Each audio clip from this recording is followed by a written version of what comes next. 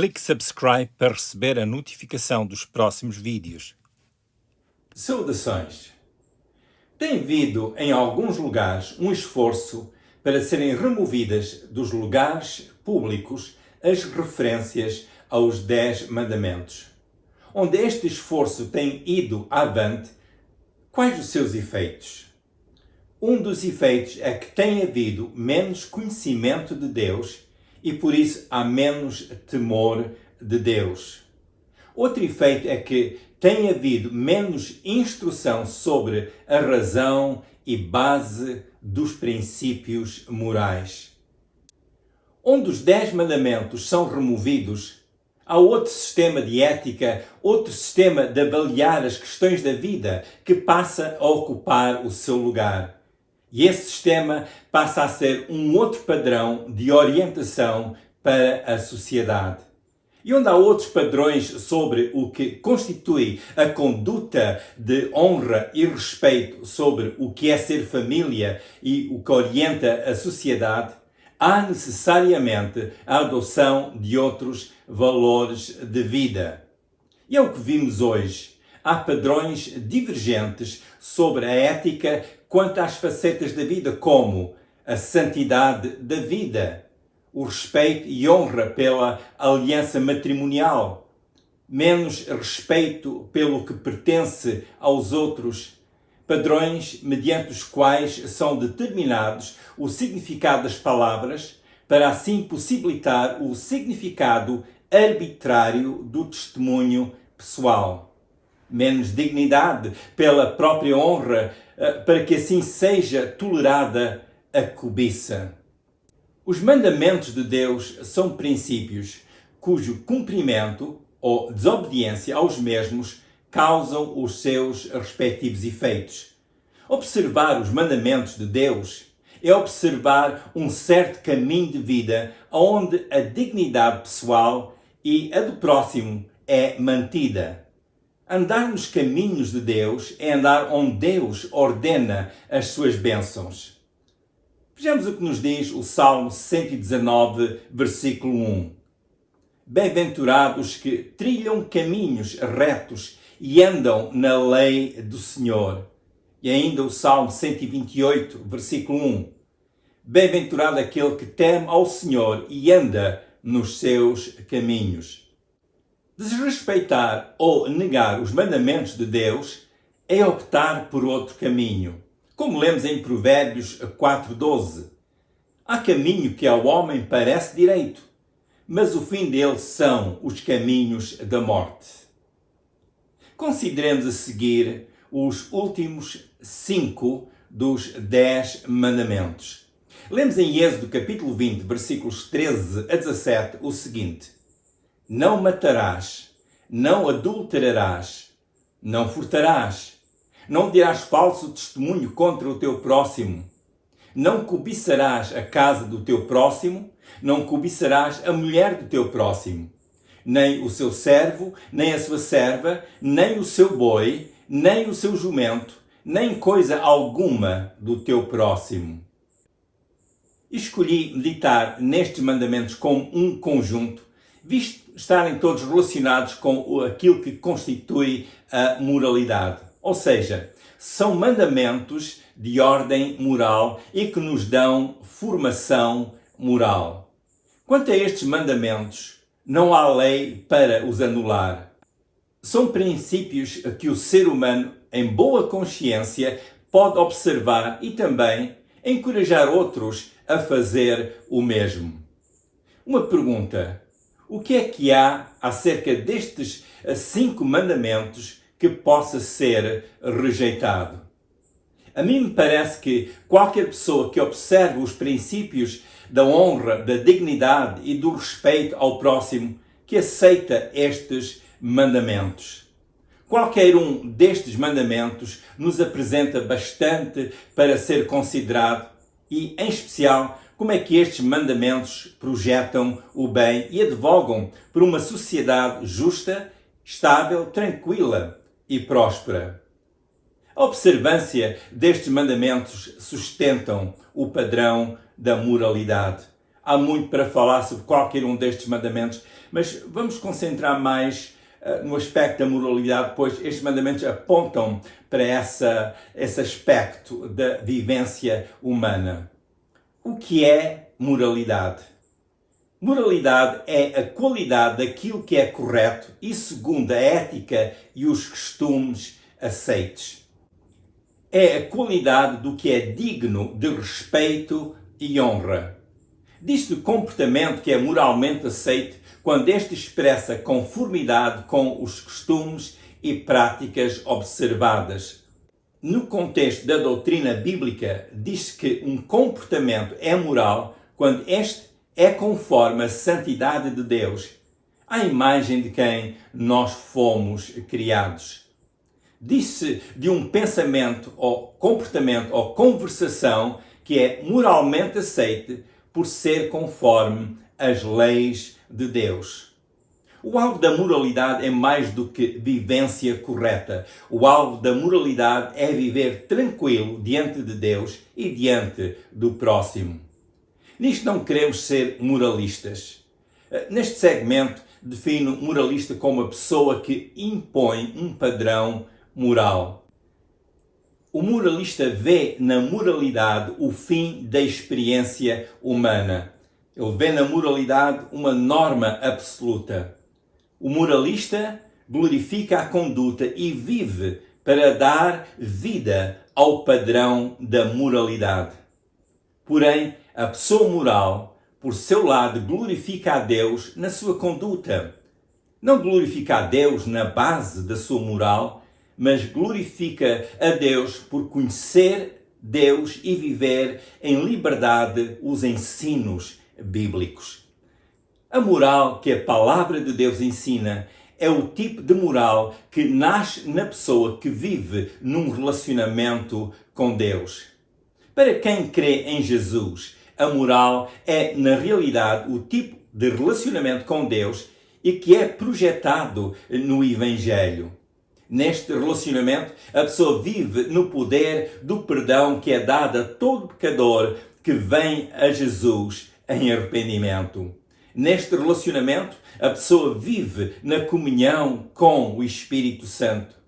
Segundo a doutrina bíblica, viver as leis de Deus é, essencialmente, viver em comunhão com Deus. Segundo o Evangelho, a pessoa não vive primeiro a lei de Deus para depois ter comunhão com Deus. Antes, primeiro vem a Jesus e pela graça manifesta por Deus, a pessoa entra num relacionamento com Deus Pai através do sacrifício redentor cumprido por Jesus, o seu amado Filho. Seguir os mandamentos relacionados com a moral realmente é uma manifestação de fé. Alguém poderá perguntar: o que é que eu ganho em observar estas leis? A resposta é que não pensemos, ou que não é correto estar a pensar no ganho, porque não se trata de um concurso, mas pensemos na qualidade de vida que podemos desfrutar por estarmos no caminho de Deus. O que podemos evitar ao observar as leis de Deus? Evitamos semear o mal, que traz sempre consigo as suas consequências. Pessoas poderão perguntar: por que é que Deus é tão exigente nas suas leis? Eu penso que na realidade o ser humano tem a tendência de ser exigente porque quer para si e para os seus a melhor qualidade de vida que é possível ter. Por isso, onde os princípios que promovem a segurança, a justiça, a estabilidade, a tranquilidade, a honra e a dignidade não forem acatados, o ser humano poderá exigir que sejam. Por isso o ser humano é exigente quanto a estes princípios. Eu pessoalmente creio que não é tanto o caso de Deus ser exigente, mas mais um caso de Deus como nosso Criador e como aquele que tudo sabe acerca do ser humano, dar ao ser humano aquela qualidade de vida que possa ser marcada pela presença da alegria, da paz, da justiça, da segurança, da prosperidade e todas as outras virtudes que possamos considerar moralmente desejáveis. Em Deus encontramos todas estas virtudes. E esta é a qualidade de vida que Deus preparou para quem anda nos seus caminhos. Neste caso da lei de Deus, embora a lei sendo santa e justa, é importante compreender que muitas das vezes Deus não necessita de agir como juiz. Porquê? Porque os próprios atos do erro trazem consigo as suas consequências, que acabam por ensinar também ao transgressor. O que eu estou a dizer é que a aflição que sucede a quem fizer o mal poderá não vir de Deus, mas poderá ser o fruto amargo da árvore que o transgressor terá plantado mediante as suas ações. Mas não erremos. Deus sempre reserva para si o direito de agir conforme a sua justiça, a sua santidade, a sua sabedoria e também conforme o seu amor. O mal é real e quem o pratica terá o efeito do mesmo na sua vida, em seu corpo, na sua família, em outras facetas da sua existência. Mas quem pratica a lei de Deus não anda na maldição, mas anda na bênção de Deus. Tomemos nota do que está escrito no Salmo 1, versículos 1 a 3. Bem-aventurado o varão que não anda segundo o conselho dos ímpios, nem se detém no caminho dos pecadores, nem se assenta na roda dos escarnecedores. Antes tem o seu prazer na lei do Senhor, e na sua lei medita de dia e de noite. Pois será como a árvore plantada junto a ribeiros de águas, a qual dá o seu fruto na estação própria, e cujas folhas não caem, e tudo quanto fizer prosperará. Alguém poderá insistir dizendo: mas porquê a ordem não faças? É fácil compreender a razão do não faças, porque somos pessoas morais. Para quem tem bom discernimento, é fácil compreender a razão de não serem feitos os atos referidos nos últimos 5 mandamentos, como já lemos em Êxodo capítulo 20, versículos 13 a 17, e que sucintamente são: não matarás, não adulterarás, não furtarás, não dirás falso testemunho, não cobiçarás. Observar estes mandamentos, na realidade, é viver, não no sentido de ser perfeito, mas no sentido de confiar em Deus. Em Mateus capítulo 19, versículos 16 em diante, lemos a narrativa de um jovem que, certa ocasião, perguntou a Jesus sobre o que fazer para herdar a vida eterna. É interessante que Jesus começou por lhe perguntar se ele guardava os mandamentos. O jovem perguntou: quais? Jesus, em resposta, referiu os últimos 5 mandamentos, incluindo o mandamento de honra teu pai e a tua mãe. O jovem disse que sim, que desde a sua infância que praticava estas leis. Tomemos nota da resposta de Jesus, conforme nós lemos em Mateus 19, 21. Disse-lhe Jesus: se queres ser perfeito, vai vendo tudo o que tens, dá aos pobres, e terás um tesouro no céu. E vem e segue-me.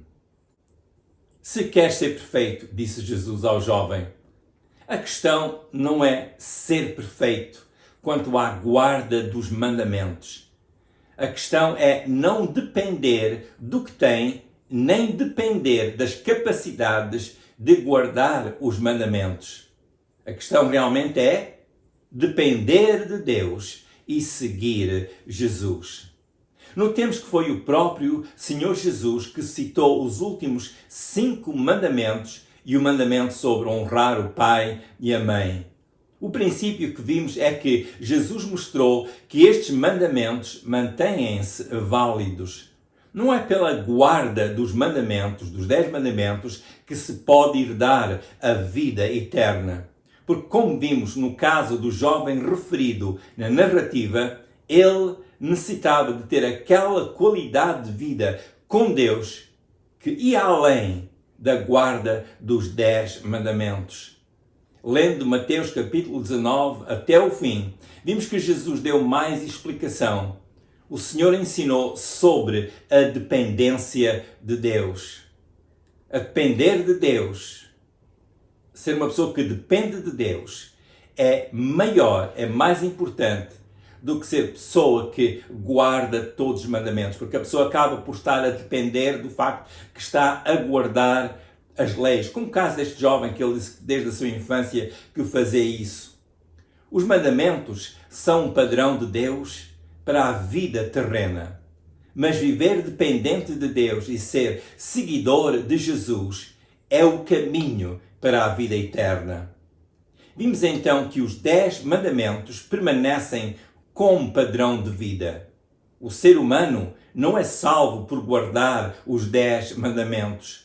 O ser humano é salvo por seguir Jesus. Jesus disse, vem, segue, vem tudo o que tens, dá aos pobres, vem e segue-me. Portanto, está aqui implícita a dependência de Deus e realmente seguir a Jesus. A pessoa faz muito bem em guardar os 10 mandamentos, mas não é por isso que a pessoa é salva. Realmente, os 10 mandamentos são como aquela marca distintiva de quem ouve e segue Jesus. Uma pessoa que segue Jesus vai guardar os mandamentos. Logo mais, a guarda dos 10 mandamentos refere-se à ética que o discípulo observa, porque já é um seguidor de Jesus. No próximo segmento vamos refletir sobre a distinção entre viver a lei e viver na graça. Este é um estudo muito valioso, tendo em conta a tendência humana em ter uma forma de medir ou de avaliar a sua fé e a sua conduta. Em outras palavras, a tendência humana é buscar a aprovação para depois sentir-se tranquilo. Porém, no Evangelho vimos um outro ensino. É este ensino que nós vamos considerar. Será importante só referir aqui mais uma vez que Jesus é o Salvador. Seguir Jesus realmente é o fim de toda a lei de Deus. A lei aponta-nos para um padrão de vida. E Jesus veio salvar-nos para que possamos viver essa vida. E seguindo a Deus, temos realmente aquele auxílio do Espírito Santo para viver os mandamentos de Deus, não como obrigação, mas porque é o resultado da comunhão que nós vamos nutrindo com o Senhor. E assim os mandamentos de Deus não são complicados, não são coisas impossíveis, mas fazem parte daquela pessoa que deseja honrar a Deus com a sua vida. Não busca através dessa atividade a sua salvação, mas porque já está salvo em Jesus, honra a Deus. Talvez alguém pergunte, mas como é que eu posso ser salvo? Compreenda o seguinte: Jesus veio para dar a sua vida na cruz do Calvário para salvar o ser humano. E quem aceita esta verdade acerca de Jesus e com fé diz, eu aceito a salvação em Jesus.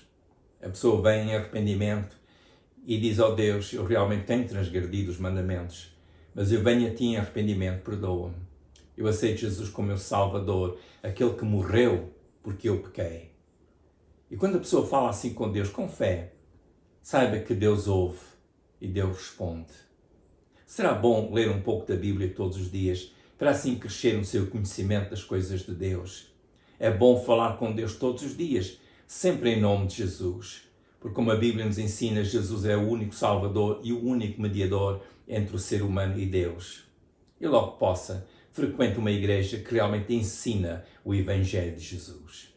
Continuamos orando para que toda a bênção de Deus seja realizada na sua vida. Muita paz de Deus para si. Se quiser ver os vídeos anteriores, vá ao YouTube, ao canal com o meu nome, Manny Besson.